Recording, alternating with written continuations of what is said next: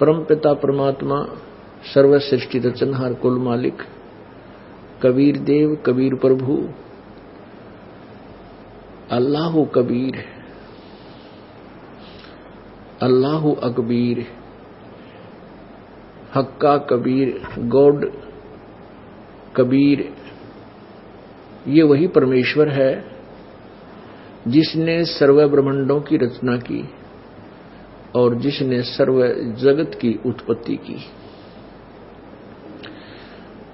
ये वही परमात्मा है जो आज से लगभग 600 वर्ष पूर्व बनारस में भारतवर्ष की पवित्र भूमि पर एक शिशु रूप धारण करके सन 1398 संवत 1455 में एक कमल के फूल पर लहर तारा तालाब में शिशु रूप धारण करके प्रकट हुए थे। और उस लीला में शरीर में जब वो बड़े हुए तो जुलाहे का कार्य करते थे, जिस कारण से वो धानक जाति से धानक जुलाहा कहलाए। वो परमात्मा हम सभी पुण्यात्माओं के, सभी आत्माओं के, चाहे आज कोई चींटी बना है, हाथी बना है, पशु पक्षी, जल के जीव जंतु बने हैं, राजा बना है, देव बने हैं, महादेव बने हैं, ब्रह्मा विष्णु महेश बने हैं, इन सभी आत्माओं के वो कुल मालिक हैं, वो हमारे परम पिता हैं।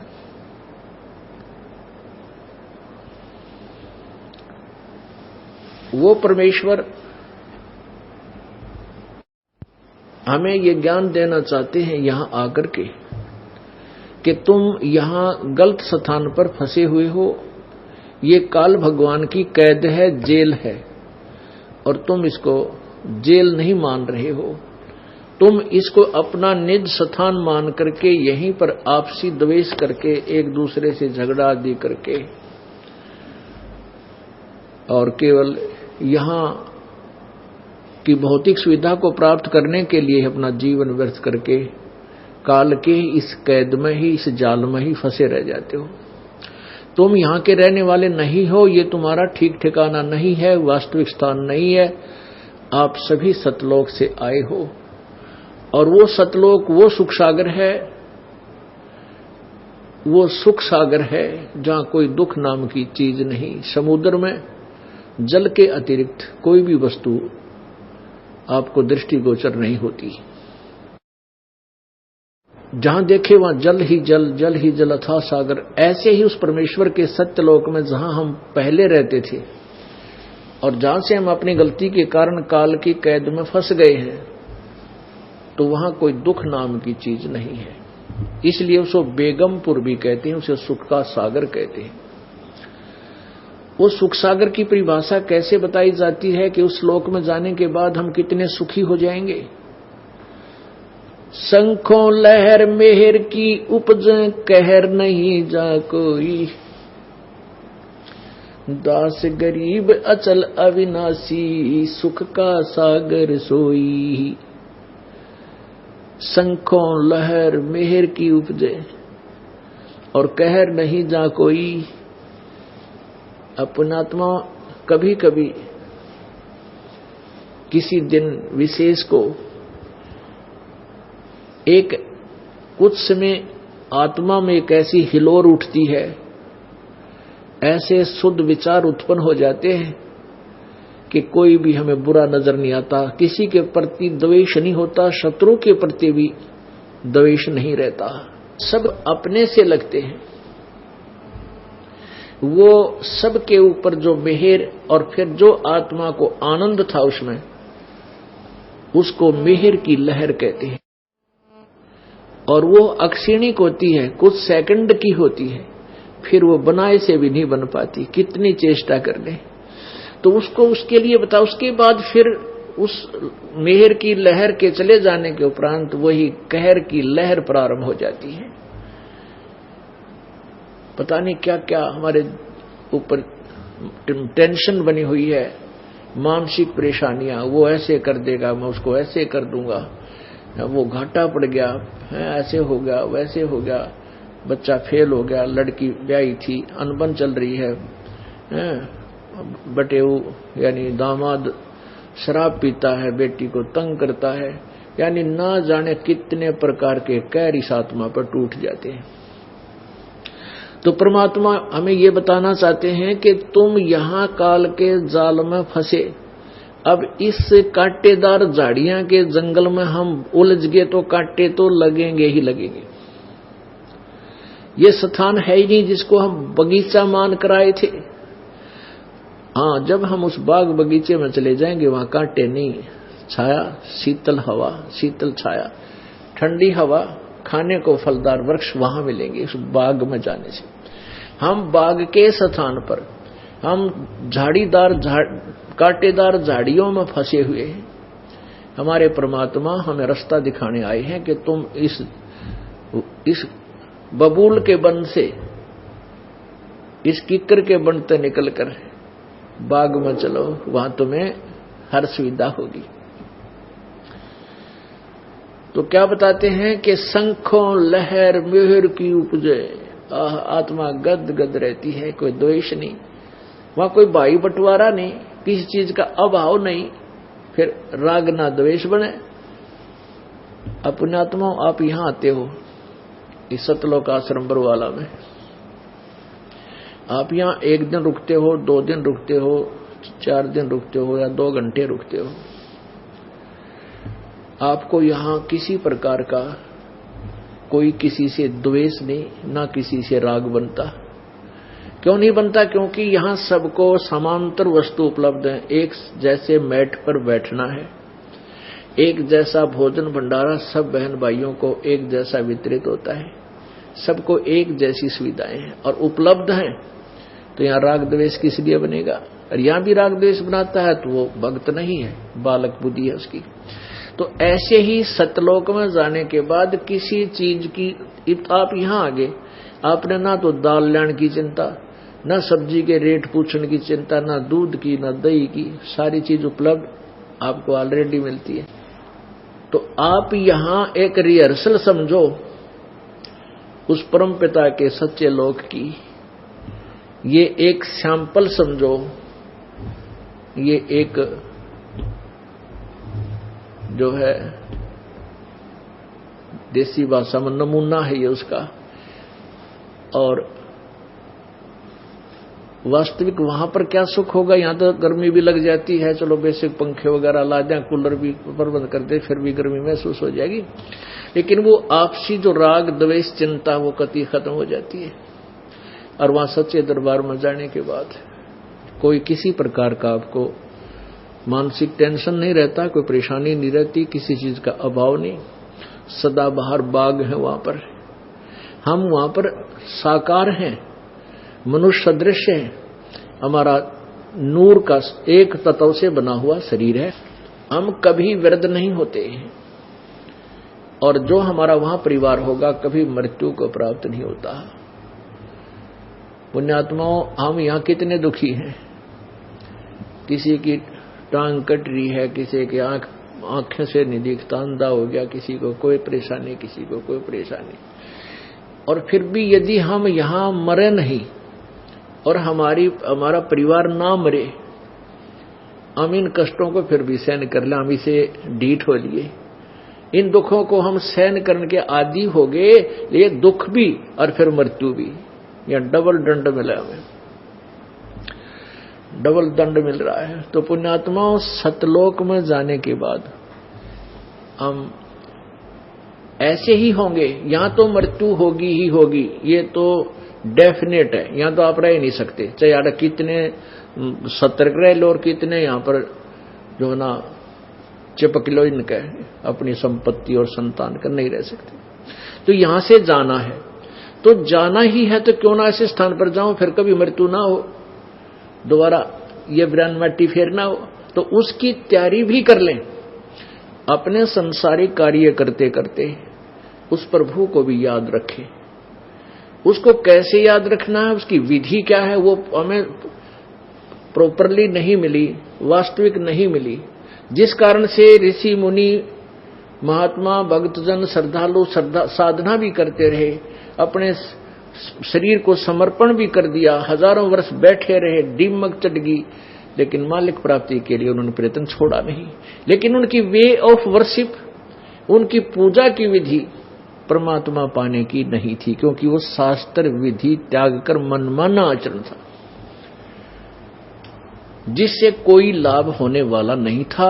जैसे प्रमाण के लिए पवित्र श्रीमद् भगवद गीता अध्याय नंबर 16 के श्लोक नंबर 23 में कहा है कि शास्त्र विधि को त्याग कर जो मनमाना आचरण, अपनी मनमानी पूजाएं साधनाएं करता है, उसको न तो कोई सुख होता है और न उसकी कोई गति होती है, और न ही उसको किसी प्रकार का कोई, न उसका मोक्ष होता है, न उसका कार्य सिद्ध होता है, और न ही उसकी गति होती है, कोई सुख नहीं होता, अर्थात यूजलेस, कति व्यर्थ।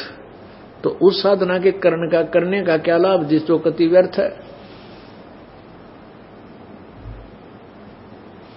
तो हमने परमात्मा पाने के लिए वही साधना करनी होगी जो वास्तविक है। तो परमात्मा क्या बताते हैं, उस सत्य साधना को करके शास्त्र विधि अनुसार पूजा साधना करके आप सतलोक चलिए। अब यहां से तो आपने जाना पड़ेगा, और वहां जाने के लिए साधना इतनी सिंपल है, इतनी साधारण है। रोगी कर सकता है, कोढ़ी कर सकता है, बूढ़ा कर सकता है, बच्चा कर सकता है, कोई नहीं बैठ सकता लेट कर सकता है, चलते फिरते कर सकता है, काम करते करते कर सकता है। हम परमात्मा की भक्ति में रुचि क्यों नहीं लेते थे? क्योंकि हमने ये सोच रखा था कि परमात्मा पाने के लिए हमें बहुत समय देना पड़ेगा अलग से।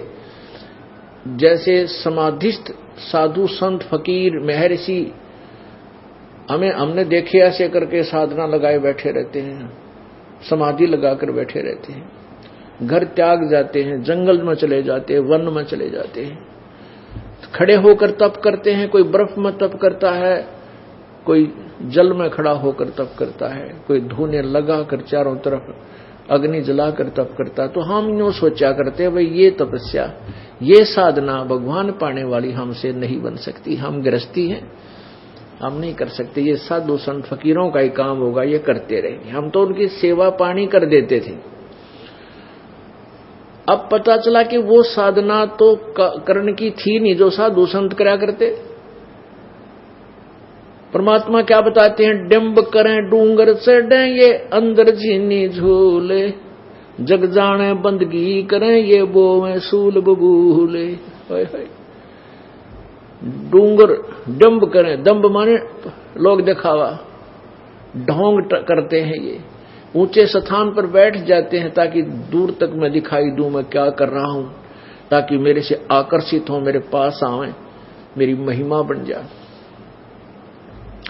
दंभ करें डूंगर चढ़े, डूंगर कहें ऊंची टीलों पर, बड़े पहाड़ पर, और अंदर झीनी झूले, अंदर वो वस्तु नहीं है जिसकी जो होनी चाहिए, वो वस्तु उसको नहीं मिली। और दुनिया भक्त जन जग जाने बंदगी करे, जनता सोचे ये भक्ति करता है, यो बोवे सूल बबूले। शास्त्र विरुद्ध साधना करके इंसान तप से क्या बनता है, राजा बनता है, और राजा बन करके वो फिर कोरे अन्याय करता है, पाप करता है, बहुत जो है पाप इकट्ठे कर लेता है। तप से राज में बदमानम, और जन्म तीसरे शुक्र समानम। ओहो, तपेश्वरी सो राजेश्वरी, राजेश्वरी सो नरकेश्वरी। जो जितना अधिक तप कर रहा है उसने उतना ही अधिक समय तक उसको राज्य प्राप्त होगा, और उतने ही अधिक समय तक फिर वो नरक में रहेगा। जो अधिक समय राज्य करेगा उतना ही अधिक समय उसका नरक का बनेगा। पुण्यात्माओं, ये परमात्मा की वाणी है, विधान है, उन्हीं के द्वारा बताया हुआ, ये असत्य नहीं हो सकता। हम ना माने वो हमारी अपनी सूझबूझ है, अपनी सोच है। अब जैसे कोई कानून को नहीं मानता है, ना माने, लेकिन जिस दिन वो कानून के चक्कर में आएगा उस दिन पता लग जाएगा ये कानून जो खंड कर दिया। जब तक वो कानून नहीं तोड़ रहा है और वैसे कह रहा है, जिस दिन तोड़ देगा उस दिन कानून का पता लग जाएगा। ऐसे ही जो परमात्मा की गलत साधनाएं कर रहे हैं, ये बाद में बहुत पश्चाताप करते हैं, बहुत रोते हैं, फिर कुछ नहीं बन पाता। उसमें परमात्मा कहते हैं, आछे दिन पाछे गए और गुरु से किया ना हेत, अब पछतावा के करे चिड़िया चुगी खेत। तो अब समय है, मानो शरीर है, आप में बुद्धि दी है परमात्मा ने, आप जी इस दास के द्वारा दिए गए विचारों को सदग्रंथों से मेल कर सकते हैं। और जो सदग्रंथों में लिखा वो सत्य है। किसी ने दंत कथा बना करके अपनी सोच की कोई पुस्तक सदग्रंथों का नाम लेकर के उस लिखी हुई है और वो सदग्रंथों से नहीं मिलती है, तो वो साधना त्यागने योग्य है, उसको त्यागना पड़ेगा। जैसे पवित्र श्रीमद् भगवत गीता अध्याय नंबर 16 के श्लोक 24 में कहा है कि अर्जुन, जो कर्तव्य कर्म और अकर्तव्य कर्म, जो भक्ति मार्ग के करने योग्य साधनाएं हैं, कर्म हैं, क्रिया हैं, और न करने वाली है, वो भी सदग्रंथों से ही तू मेल कर, किसी की दंत कथा पर विश्वास मत कर। तो पुण्यात्माओं, अब हम शिक्षित हैं, सदग्रंथ अपने पास है, और जैसा भी उन संस्कृत के ज्ञाताओं ने ज्ञान था, उन्होंने कुछ अनुवाद भी कर रखा है। अब उस अनुवाद के उनके द्वारा किए हुए अनुवाद में बहुत ढेर सारी त्रुटियां भी हैं, उसके पश्चात भी सच्चाई ऊपर है। क्योंकि कहते हैं चोर चुरावे तुंबड़ी और गड्ढे पानी में, वो गड्ढे हुआ ऊपर आवे न, सच्चाई छनी ना। अब तुम्बा होता है एक घिया का, देखिए वो गोल गोल, उससे बड़ा होता है एक पेठे जितना, सीताफल जितना एक तुम्बा एक फल होता है, और उसको वो अंदर से थोथा हो जाता है, और उसको कहते हैं किसी ने किसी की तुंबड़ी चुरा ली, वह तुम्बा, और उसको पानी में छुपाने लग गया, नीचे गाड़ का आवा जमीन में, और वो ऊपर आवे इतना वह साथ ही ऊपर आ जावे, वह नीचे नहीं रुक पा रही, पानी में छुपाने की चेष्टा कर रहा उसको, और उसका स्वभाव है वो फ्लोटिंग है, वो पानी में नीचे नहीं रह सकती। ऐसे ही कहते हैं अज्ञानी ऋषियों, संतों, गुरुओं ने सदग्रंथों में लिखे हुए सत्य को अपनी अनजान सोच के आधार से घुमा फिराकर उसको खराब करना चाहा, मिटाना चाहा, छुपाना चाहा, लेकिन फिर भी वो छुपा नहीं सके। कितने अक्षरों को गलत अनुवाद करें, कहीं ना कहीं उन्होंने सच्चाई को लिखना पड़ा। तो ऐसे ही परमात्मा कहते हैं चोर चुराई तुंबड़ी, वो चोर थे जिन्होंने सदग्रंथों का ज्ञान नहीं था, और विद्वान पा कि गया अपने आप को मैं ऋषि को वहां थे, गुरु को कहलाते थे, वो परमात्मा के चोर थे। तो उन्होंने तुंबड़ी यानी सत्य ज्ञान को दबाने की चेष्टा की, लेकिन वो छुप नहीं पाई, ऊपर आ गई। तो इसलिए लिखा है कि गीता जी अध्याय नंबर 16 के श्लोक 24 में कि इससे तेरे लिए कर्तव्य और अकर्तव्य के निरीक्षण के निर्णय के लिए भी सदग्रंथ ही प्रमाण है और नहीं। तो पुण्यात्मा परमात्मा क्या बताते हैं, भाई और बात तेरे काम न आवे, तू संतों शरण लाग रे, के सोए गफलत में बंदे, जाग जाग नर जाग रे, जाग जाग नर जाग रे, और बात तेरे काम न आवे, सतगुरु शरण लाग रे, के सोए गफलत में बंदे, जाग जाग नर जाग रे, जाग जाग नर जाग रे। पुण्यात्माओं,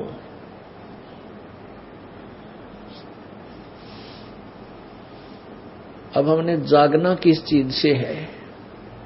हम अज्ञान अंधेरे में और मोह ममता की नींद में सोए पड़े हैं। हम इस झूठे सुख को सुख मान रहे हैं। परमात्मा कहते हैं झूठे सुख को सुख कहे, ये मान रहा मन मोद, ये सकल चबीना काल का, भाई कुछ मुख में कुछ गोद। पवित्र गीता जी अध्याय नंबर 11 के श्लोक नंबर 32 में गीता ज्ञान दाता ये ब्रह्म, काल रूपी ब्रह्म श्री कृष्ण जी के शरीर में प्रेतवत प्रवेश करके, प्रेत की तरह, और कह रहा कि अर्जुन मैं काल हूं, मैं काल हूं, कालस्मि, और मैं सबका नाश करने के लिए परवर्त हुआ हूं। पुण्यात्मा, एक तो यही बात विचारनी है कि श्री कृष्ण काल नहीं थे। यदि श्री कृष्ण काल होते तो पहले भी कभी कहते मैं काल हूं, या उसके बाद कभी कहा हुआ, गीता जी के ज्ञान के बाद कभी कहा हो मैं काल हूं? नहीं, वो तो एक सतोगुण अच्छी आत्मा विष्णु अवतार थे, वो काल नहीं थे। काल तो वो है जो इस 21 ब्रह्मांड का भगवान है, मालिक है, स्वामी है, जिसको सर्वब्रह्म कहते हैं। सर्वब्रह्म, सर्वब्रह्म, हम उसको सर्वब्रह्म कहते हैं अपने लोकल लैंग्वेज में। और ज्योत स्वरूपी निरंजन भी इसी का नाम है, काल का। इस काल को श्राप लगा हुआ है, साप लगा है 1 लाख मानव शरीरधारी स्त्री पुरुष के शरीर, सूक्ष्म शरीर से गंध निकाल के तपस्या पे भून के उस गंध को खाता है। इस प्रकार यो 1 लाख मानव शरीरधारी प्राणियों को नित्य आहार करता है। उसके लिए इसने अपने तीनों पुत्रों रजगुण ब्रह्मा, सदगुण विष्णु, तमगुण शिव जी से ये अपना सिस्टम फिट कर रखा है, ये अपना शासन चलवा रखा है, व्यवस्था बना रखी है। तो वो काल कहता है कि मैं सबको खाऊंगा, और अर्जुन तू ना लड़ेगा तो भी मारूंगा, ये तो मेरा मारने हैं। अपने आत्मा विचार करो,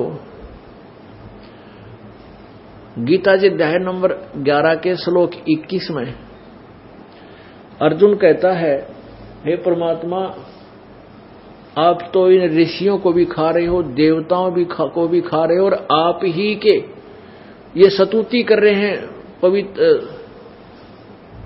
आपसे ही मंगल कामना कर रहे हैं, वेदों के मंत्रों से स्तुति करके आप तो इनको भी खा रहे हैं। तब 11वें अध्याय के 32वें श्लोक में कहा कि अर्जुन, मैं तो भाई ये बढ़ा हुआ काल हूं और सबको खाने के लिए आया हूं, मैं ना बख्शूं किसी को। अब पुण्यात्माओं, ये चीज देखनी, परमात्मा कबीर देव जी यही कहना चाहते हैं, परमात्मा कबीर जी यही समझाना चाहते हैं कि भाई तुम इस काल के जाल में फंसे हो और तुम इसको परमात्मा मान बैठे। परमात्मा और है, परमात्मा का अर्थ होता श्रेष्ठ आत्मा। और जो 1 लाख इंसान, 1 लाख प्राणी रोज खा, वो परमात्मा नहीं हो सकता। लेकिन हमारा और कोई विकल्प नहीं, इसलिए हमने इसको भगवान मान लिया, स्वामी मान रखा है। और जब तक हम इसके जाल में हैं, इसके कंट्रोल में है, तो ये हमारा स्वामी भी है, लेकिन ये परमात्मा नहीं। अब क्या बताते हैं कि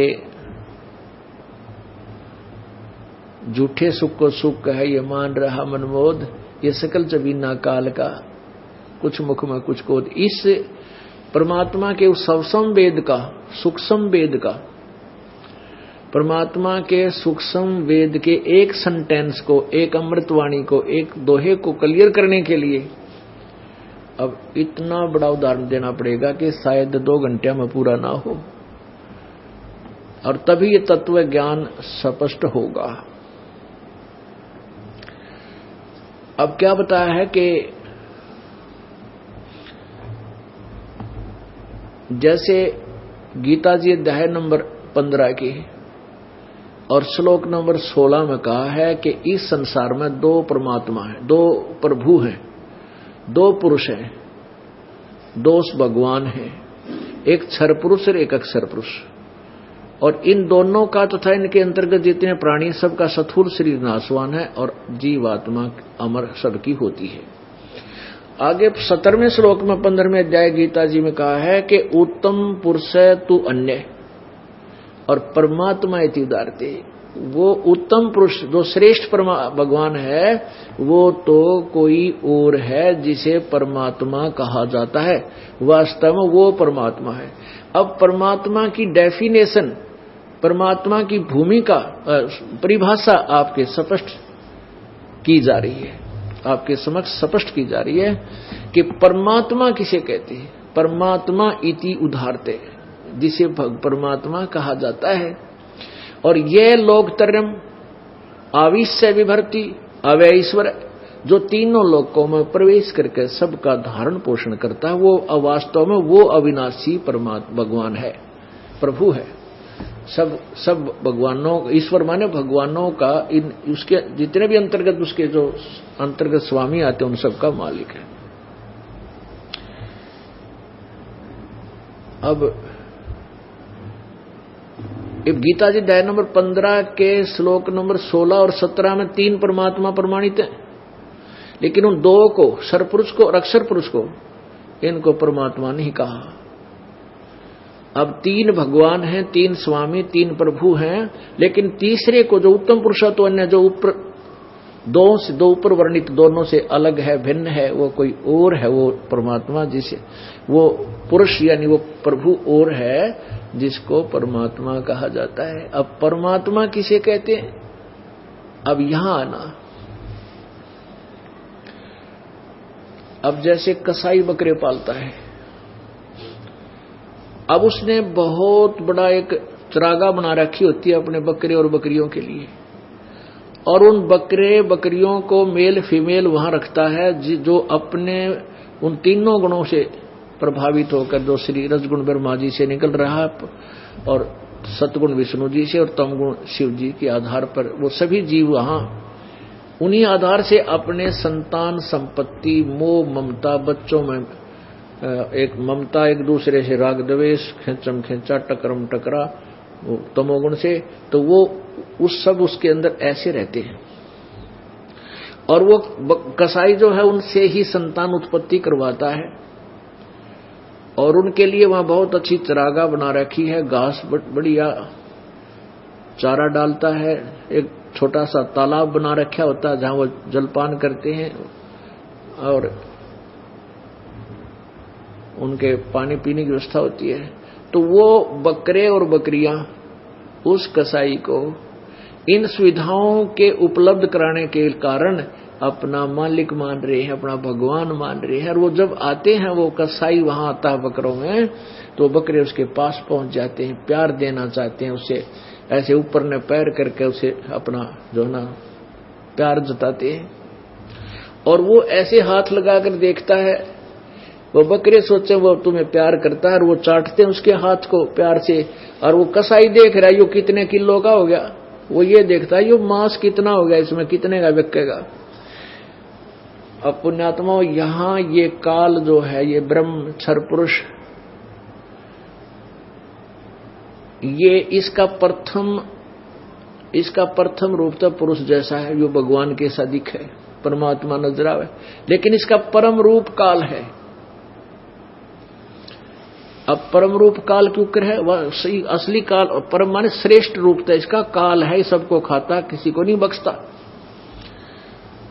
अब प्रथम रूप भगवान जैसा कैसे नजर आता है यह काल, कि जैसे कितनी बड़ी पृथ्वी, ओहो, और कितनी सुंदर दिन रात बन रहे हैं, शीतल हवा चल रही है, स्वच्छ हवा दे रखी है, बाग बगीचे फलदार वृक्ष हैं, और झरने बह रहे हैं, कि तो दरिया बह रही है, कहीं पहाड़ बनाया है, कहीं सुंदर नजारे बना रखे हैं। तो हम घूम फिर कर सैर सपट्टा करके न सोचा, हाँ ऐसे सोचते हैं कि भगवान ने पड़ा है, कितनी अच्छी, कितनी सूझबूझ से सब सुविधा हमें दे रखी है। लेकिन हम जीव हैं, हम भूल जाते हैं कि उसका बेटा मर गया, उसकी बेटी मर गई, उसका एक्सीडेंट हो गया, 3 प्राणी एक परिवार के मर गए, उस क्षेत्र में फ्लड आ गया, और वहां पर इतने डूब गए, 50 मर गए, एक जगह भूकंप आ गया, 1 लाख मर गए। तो यूं क्या हो रहा है? क्या भगवान ऐसे काम किया करता है? तो या इतनी बुद्धि हमारी काम नहीं करती, फिर ये भगवान है तो इसे जुल्म क्यों हो रहे हमारे ऊपर? अब ऋषि महर्षियों के पास जाते थे, वो कहते हैं तुम्हारे कर्म का दंड है, ये तो भोगना ही पड़ता, जन्म मृत्यु तो यहां बनी ही रहेगी। बिल्कुल ठीक है, जब तक आप इस काल लोक में रहोगे जन्म मृत्यु आपकी सदा रहेगी, लेकिन एक ऐसा स्थान भी है जहां पर जन्म मृत्यु कभी नहीं होती, उसको हम भूल गए।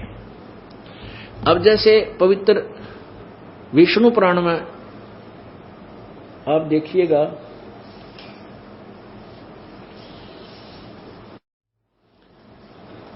इसमें कहा है कि विष्णु का प्रथम रूप तो पुरुष है।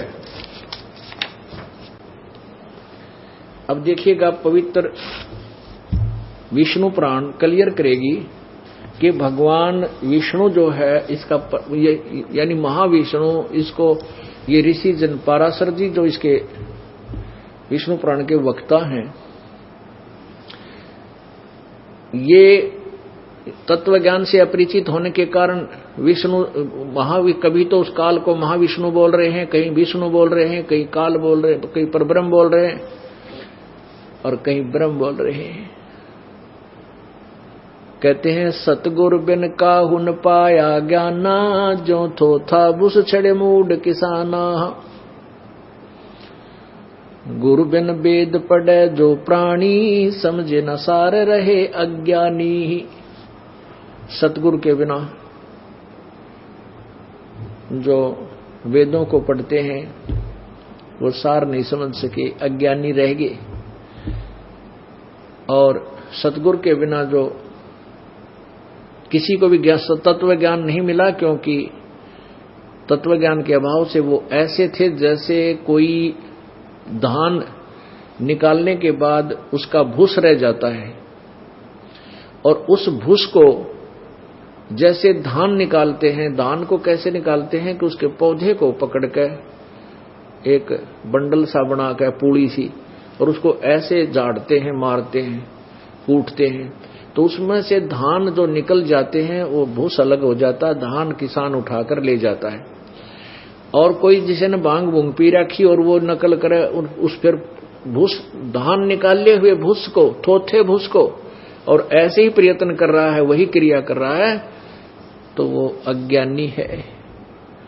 तो परमात्मा कहते हैं जिनको तत्व ज्ञान नहीं था वो मेहनत प्रयत्न बहुत किया करते, साधु संत बने दिखाई दे थे, बहुत मेहनत करते थे, हजारों लाखों वर्ष भी उन्होंने तपस्याएं की, 100 वर्ष की, लेकिन सतगुरु के बिना उनको कोई ज्ञान नहीं हुआ। वो थोथा भूस कूटा करते, वो थोथा भूस कूटते थे। तो ऐसे ये ऋषिजन थे, सारे तत्व ज्ञान से अपरिचित थे, टोटली कंप्लीटली। ये सत्कर मान लेना, क्योंकि अभी तक हम इनको बड़े महापुरुष विद्वान और वेदों के तत्व ज्ञाता समझते थे, जिस कारण से आज ये बातें एक बार खटकती हैं, लेकिन कति खटक खत्म कर देगा ये दास, आपको प्रमाण दिखा दिखा के सच्चाई सामने आएगी। अब देखिएगा, ये देखिएगा श्री विष्णु पुराण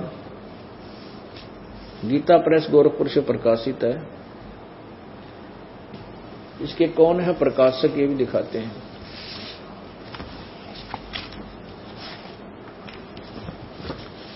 श्री विष्णु पुराण सचित्र हिंदी अनुवाद सहित, अनुवादक है श्री मुनि लाल गुप्त। और ये कहां से प्रकाशित है?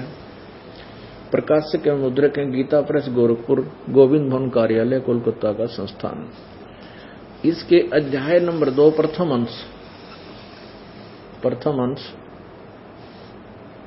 और अध्याय नंबर 2 श्री विष्णु पुराण प्रश्न नंबर 4 पे, यहां ये नीचे।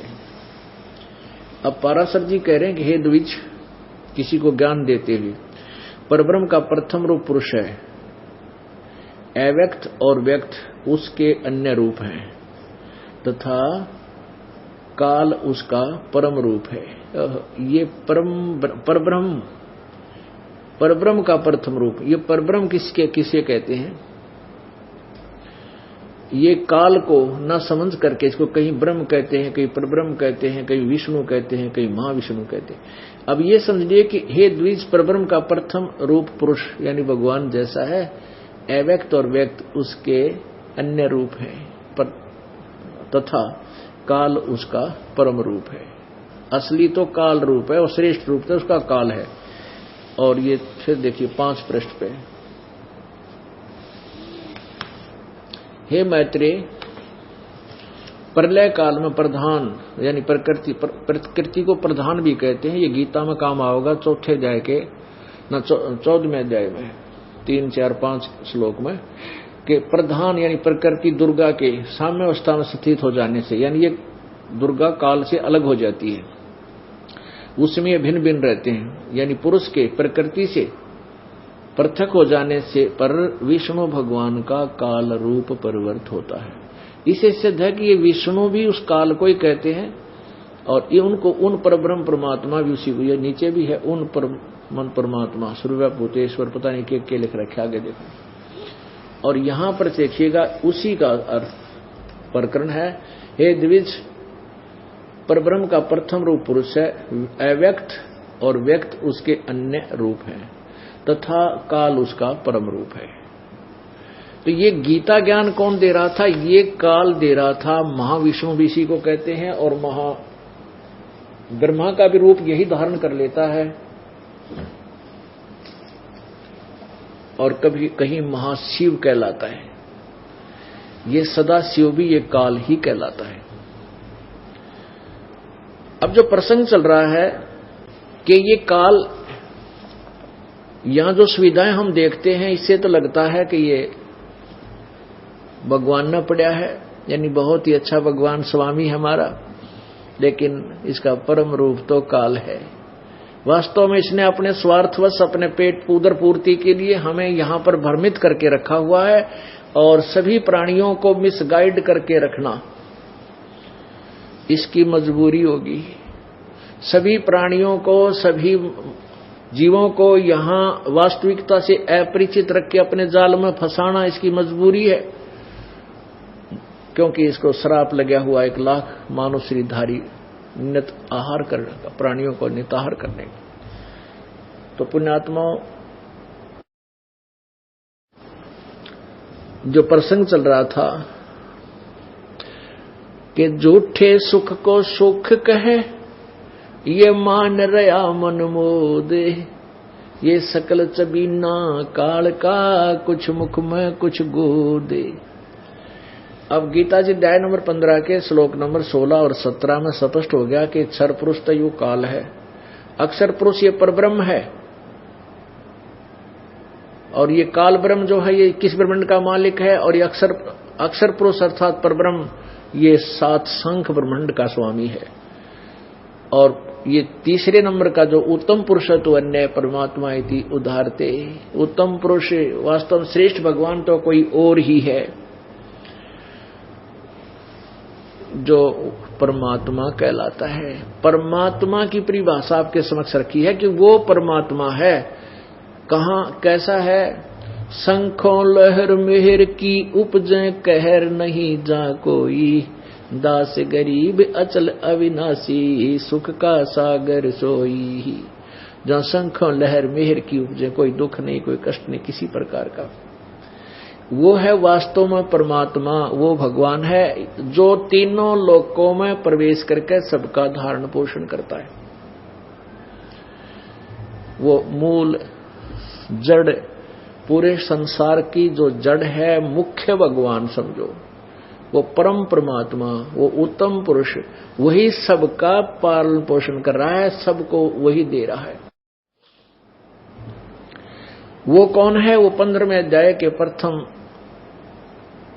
मंत्र से लेकर और चौथे तक उसका विवरण है। गीता जी अध्याय नंबर 15 के श्लोक नंबर 1 से 4 में स्पष्ट किया है। ऊपर को जड़, मूल रूप परमात्मा, परम अक्षर ब्रह्म है। वो तीसरे नंबर का जो उत्तम पुरुष जिस कोई और है वो जड़ है, और नीचे को तीनों गुण रूपी शाखा है, रजगुण ब्रह्मा, सतगुण विष्णु, तमगुण शिव जी, और ये पात रूप संसार। तो यहां प्रसंग चल रहा था सर्व सोने की लंका होती रावण से रणधीरम, एक पलक में राज बिराजी जम के पड़े जंजीरम मन तू। सुख के सागर बस रे भाई और न ऐसा यस रे। पुण्यात्मा, हम किसी के पास एक फैक्ट्री होगी, किसी के पास 2 होंगी, किसी के पास एक छोटा सा कमरा रसोई होगा, मकान होगा, किसी के पास 3 कमरों का होगा, किसी पर डबल सटोरी होगा, किसी के पास 3-4 मकान होंगे, कोठी होंगी, किसी के पास 200 ग्राम सोना होगा, किसी के पास 100 ग्राम होगा। घना सेठ होगा तो 50 आधा किलो किधर छुपा रहा होगा तिजोरी में, और हम इसी में सेठ मानने बैठे अपने आप को। परमात्मा कहते हैं उस रावण की मंडी में हीरे मोती ऐसे बिका करते जैसे यहां बाजरे ज्वार बिकते हैं। इतना धनी राजा था और सारी सोने की लंका बना रखी थी। रति कंचन पाया नहीं रावण चलती बार। यह संसार छोड़कर जब जाने लगा, कहते हैं एक रति भी यानी 1 ग्राम भी वो सोना नहीं लेकर जा सका। तो उस रावण जैसा यश आपका नहीं हो सकता, और वो भी यूजलेस। क्या फायदा उस झूठे यहां के यश में जो फंस गया, उसका तो काम बिगड़ गया। यहां तो साधु संत अपना काम बनाते हैं, भक्तात्मा पीछा छुड़वा लेते हैं, यहां की प्रभुता से हाथ जोड़ देते हैं, भगवान बचावे इसी झूठी प्रभुता थे। अब पीछे आपने एक मार्मिक घटना सुनी होगी अखबार समाचार पत्रों में। आंध्र प्रदेश के, पहले गलती से दास कर्नाटक के बता गया था, वो मुख्यमंत्री जो हेलीकॉप्टर में क्रैश होकर मृत्यु को प्राप्त हुए, वो आंध्र प्रदेश के थे। आंध्र प्रदेश के मुख्यमंत्री जी, और कितनी प्रभुता होती है एक मुख्यमंत्री की, कितना यश होता है। और कहते हैं एक पलक में राज विराजी, जैसे रावण के विषय में कहा, एक पल में राजा से विराज हो गया, राज रहित होया और पड़ी काल की फांसी। और इव काल के हाथा चढ़ गया, भक्ति ठीक करी को नहीं। और अब पशु पक्षी योनियों में जाएगा, वहां कोई नहीं साथ होगा, ना कोई मंत्री होगा, ना कोई रीडर होगा, ना कोई सलाहकार होगा, एकला पिटेगा वहां पर। ये कोई भी प्राणी है जो भक्ति नहीं करके गया। अब उसके कितना यश था, एक पलक में सर्व सोने की लंका होती रावण से रणधीरम, एक पलक में राज विराजी फिर काल के पड़े जंजीरम। वह काल की जंजीर न्यो की न्यो रहेगी, हम के दूध पकड़ के ले जाएंगे। अब कहां गिरी वो सब उस राजा का, मुख्यमंत्री जी का थोड़ा बहुत सांस अगर बचे हुए होंगे, नीचे गिर भी गया होगा जीवित, थोड़ा कोई पानी पीनिया नहीं, कोई फर्स्ट एड करनिया, कोई ऐसे जंगल में दे मारा ठाके काल ने। तो पुण्यात्मा परमात्मा कहते हैं हाथ जोड़ लो, इसे यहाँ की प्रभुता। तो 1 सेकंड में ये धोखा दे रखा हमारे को काल ने, हमारे को मूर्ख बनाकर रखा हुआ है, हमारे पुण्य, और हमें ही बर्बाद करवा देता है। किसी का बुरा करते हैं, किसी का भला करते हैं। अब भला करना तो राजा का कर्तव्य, लेकिन बुरा करना उसके पाप है। पर राजा को पाप ही पाप मिलता है, बेनिफिट कोई नहीं मिलता यदि वो भक्ति नहीं करता है। और भगवान से डरने वाला राजा अन्याय नहीं कर सकता, राज रहो या मत रहो। और राज्य को उतने दिन ही रहना जितने दिन परमात्मा ने लिख रखे, आपसे पहले और पीछा कोई नहीं कर सकता। लेकिन हम भगवान के विधान से अपरिचित होने से स्वयं अपनी सूझबूझ से अपनी रक्षा, अपना राज्य को बचाने की चेष्टा में पाप गढ़े कर देते हैं। जैसे कंस को आकाशवाणी हो गई थी, कंस को आकाशवाणी हो गई थी जब वो अपनी बहन और बहनोई को विदा करने जा रहा था। शादी के बाद रथ में बैठाकर प्रेम से ले जा रहा था अपनी बहन को। आकाशवाणी होगी कि तेरी बहन से के गर्भ से तेरी मृत्यु, तेरे को मारने वाला उत्पन्न होगा, तेरी 8वीं संतान जो होगी वो इसको तेरे को मारने वाला उत्पन्न होगा।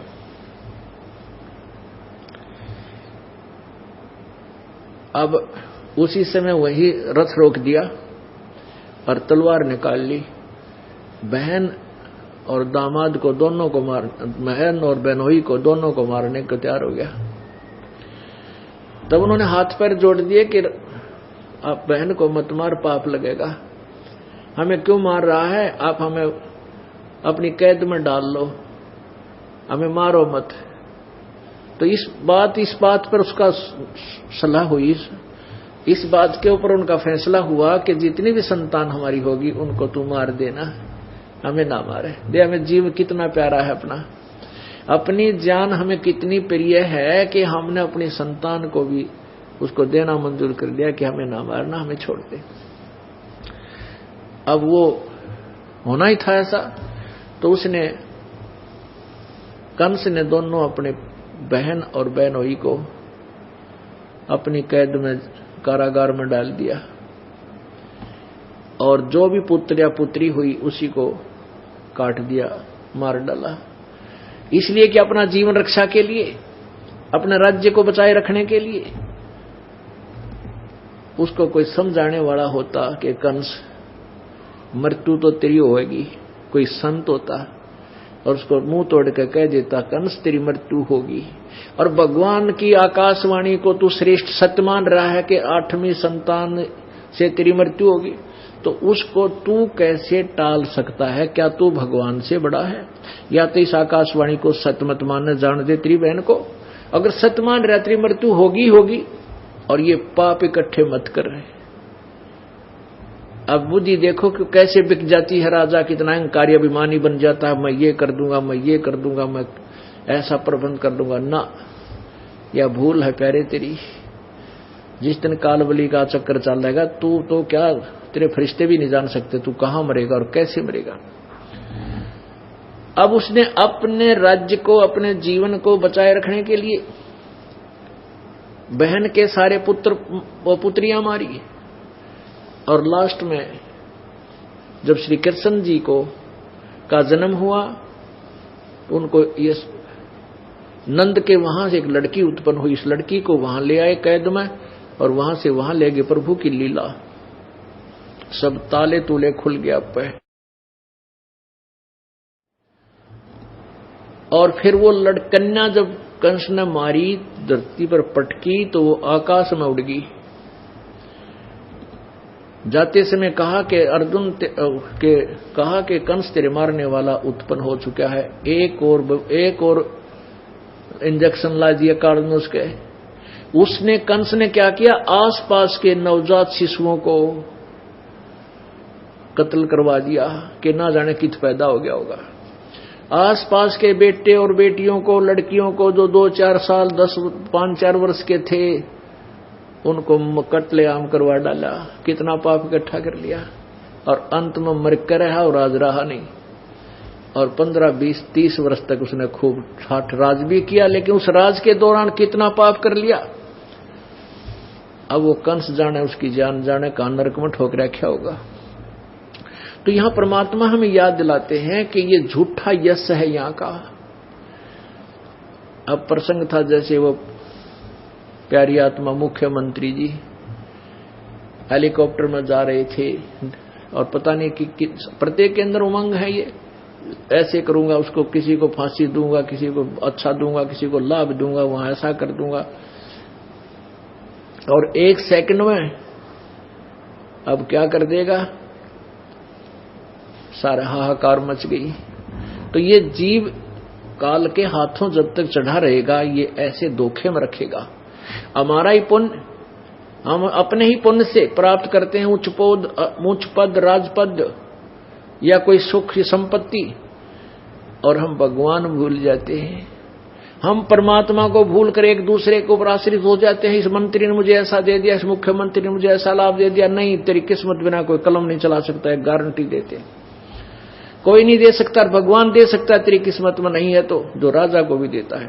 तो हम उस परमात्मा ने छोड़ के एक दूसरे पर आश्रित हो गए। जगत का पेखना पेखा, धनी का नाम ना लेखा।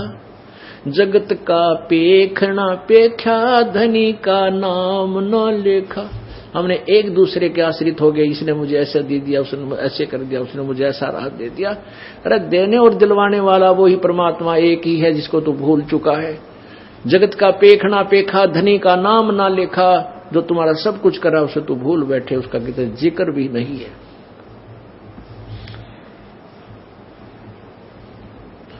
पुण्यात्मा जो सत्ज्ञान तत्व ज्ञान से अपरिचित है, चाहे रंक है चाहे राजा है, सबकी यही दुर्दशा होगी। अब हम अपने उसी पहलू पर आते हैं, उसी प्रसंग पर आते हैं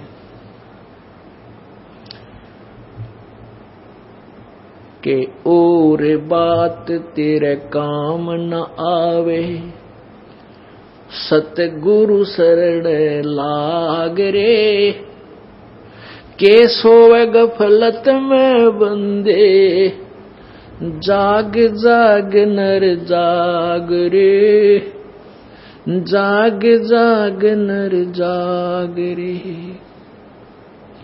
इस तन सराय में जीव मुसाफिर, करता रहे दिमाग रे। इस तन सराय में जीव मुसाफिर, करता रहे दिमाग रे। रात बसेरा कर ले डेरा, तू चले सवेरा त्याग रे, चले सवेरा त्याग रे। और बात तेरे काम न आवे, संतों शरण लाग रे। के सोवे गफलत में बंदे, जाग जाग नर जाग रे, जाग जाग नर जाग रे। उमदा चोला बना अनमोला, ये लगे दाग पे दाग रे। उमदा चोला बना अनमोला, लगे दाग पे दाग रे। 2 दिन की गुजरान जगत में, क्यों जले बिरानी आग रे, क्यों जले बिरानी आग रे। और बात तेरे काम न आवे, संतों शरण लाग रे। के सोवे गफलत में बंदे, जाग जाग नर जाग रे, जाग जाग नर जाग रे। कुब्द कांचड़ी चढ़री चित पे, तू हो गया मनुष्य नाग रे। कुब्द कांचड़ी चढ़ रही चित पे, तू हो गया मनुष्य नाग रे। सूझे नहीं सजन सुख सागर, बिना प्रेम बैराग रे, बिना प्रेम बैराग रे। और बात तेरे काम न आवे, संतों शरण लाग रे। के सोवे गफलत में बंदे, जाग जाग नर जाग रे, जाग जाग नर जाग रे। भाई हर सुमरे सो हंस कवावे, कामी करो दी कागरे। हर सुमरे सो हंस कवावे, कामी करो दी कागरे। बोरा न भर में विष के बन में, चल बेगमपुर बागरे, चल बेगमपुर बागरे। और बात तेरे काम न आवे, सतगुरु शरण लाग रे। के सोवे गफलत में बंदे, जाग जाग नर जाग रे, जाग जाग नर जाग रे। भाई उठ सवेरे वो काबर लिया, के जाग्या नर भाग रे। उठा सवेरे हुक्का वर लिया, फिर के जाग्या नर भाग रे। सुक्रम किया ना को करी बंदगी, ये फुटे तेरे बाग रे, फुटे तेरे बाग रे। और बात तेरे काम न आवे, तू सतगुरु शरण लाग रे। के सोवे गफलत में बंदे, जाग जाग नर जाग रे, जाग जाग नर जाग रे।